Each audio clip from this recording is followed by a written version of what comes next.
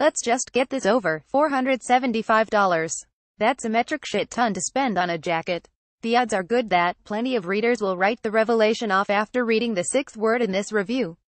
I understand. There are, after all, very good cycling rain jackets selling for half this much. I'm not here to convince anyone that $475 constitutes a good deal or that anyone should buy anything. That's not my job as a reviewer. My job is to determine whether or not a product performs well.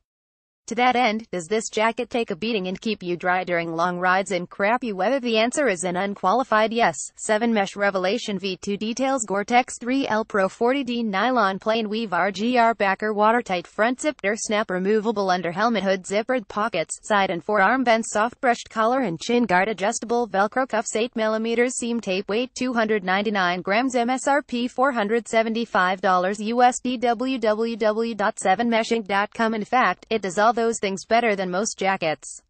Whether or not you can afford the revelation is between you and your checking account. Let's get on with the review. The original Revelation debuted in late 2014 and was 7 Mesh's first jacket. The company, in case the name isn't ringing any bells with you, was founded by a few outdoor industry veterans who previously made their mark at brands such as Arc'teryx. 7 Mesh is based out of Squamish, British Columbia, as good a place as any to design, prototype and test wet weather apparel. Casimir tested the original Revelation jacket for Pink Bike. I tested it for Bike Magazine and Adventure Journal. Our impressions of that jacket were similar. The waterproofing was top-notch, breathability was good, and the jacket was surprisingly rugged for something so lightweight. Probably my biggest gripe with the original was its cut, which was aggressively athletic and a bit short in the back. This second-generation Revelation maintains everything that was good about the original and adds a few new touches, though there is still room for improvement. All pockets feature sealed zippers. The jacket sports large side vents. For the record, I prefer pit zips on this kind of jacket. On trail, here are the basics. The Revelation is constructed from Gore-Tex 3L Pro and features watertight, sealed zippers and fully taped seams throughout.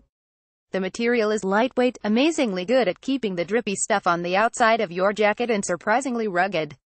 The Revelation also features a hood, designed to be worn under your helmet, that is both adjustable via a small drawstring and detachable via 3 small, plastic snaps. 7 Mesh added a small brim to the hood this time round. The company also incorporated reflective material to the cuffs and tail of the jacket, always a plus for commuters or anyone logging road time to the trailhead. The tail of the jacket, thankfully, has grown a bit longer, which is a very good thing as no one enjoys getting their ass cracks spackled with wet mud whilst descending. The biggest improvement, however, is the Revelation's overall fit. I am not a particularly big guy, but the old Revelation, in a size large, fit me like a sausage casing around the chest and arms. Riders of a skinnier persuasion such as Kaz still felt the same squeeze. The new Revelation has a more relaxed fit around the chest and upper arms, which makes it worlds more comfortable when you are hunched over the bars. The jacket still has a trimmer overall cut than most rain jackets on the market, but it feels good on the bike. Tailored to the riding position is one way to describe it. It makes some other rain jackets out there feel like floppy sails. Velcro cuffs good. Reflective trim good. Minimalist hood snaps not so good. Rain jackets have a lot to live up to. They need to keep the wet out without steaming you to death when your heart is racing. The Revelation is outstanding on the waterproof front. Gore-Tex Pro is a 3-layer material consisting of a Gore-Tex membrane sandwiched between a tough outer material and a specially developed inner lining. There is a whole lot of special and proprietary language on Gore's site. It can be a bit tedious, but the takeaway here is that the jacket has a waterproof rating of around 20,000 millimeters, meaning it can withstand hour after hour in the snow and pounding rain without leaking. Gore-Tex Pro is pricey stuff. It's a material generally reserved for high-end backpacking and mountaineering apparel. Gore Pro is meant to not only be crazy waterproof, but strong as hell. Despite the Revelation's lightweight, it has a surprisingly sturdy feel to it. And, yes, the waterproofing is as good as the marketing claims make it out to be. Gore says the stuff is waterproof for life, which sort of sounds like a slogan for a yuppie mountaineering gang, but I can say this: I didn't wash and reapply any waterproofing to my original Revelation for 2.5 years. And I rode in the thing constantly. It looked like King Kong wiped his ass with it before I decided I should probably take better care of it. And it still never leaked. Obviously, I haven't been able to put the new Revelation through that kind of testing cycle since it's a new version and I lack a decent time machine, but since it's made of the same Gore Pro material, I'm willing to go out on a ledge and predict that it'll share a similar fate as the original. It's worth noting that the jacket is also fully seam taped, not just taped in critical, high-stress areas. 7 Mesh keeps the grams to a minimum by employing a particularly svelte tape. It's the kind of little detail that is easily lost in the mix, but it's also the kind of attention to detail that makes the Revelation the jacket it is. What about breathability again? Gore's Pro Fabric gets good grades on that score. Gore states that their membrane features 0.9 billion pores per square inch, with each pore 20,000 times smaller than a water droplet.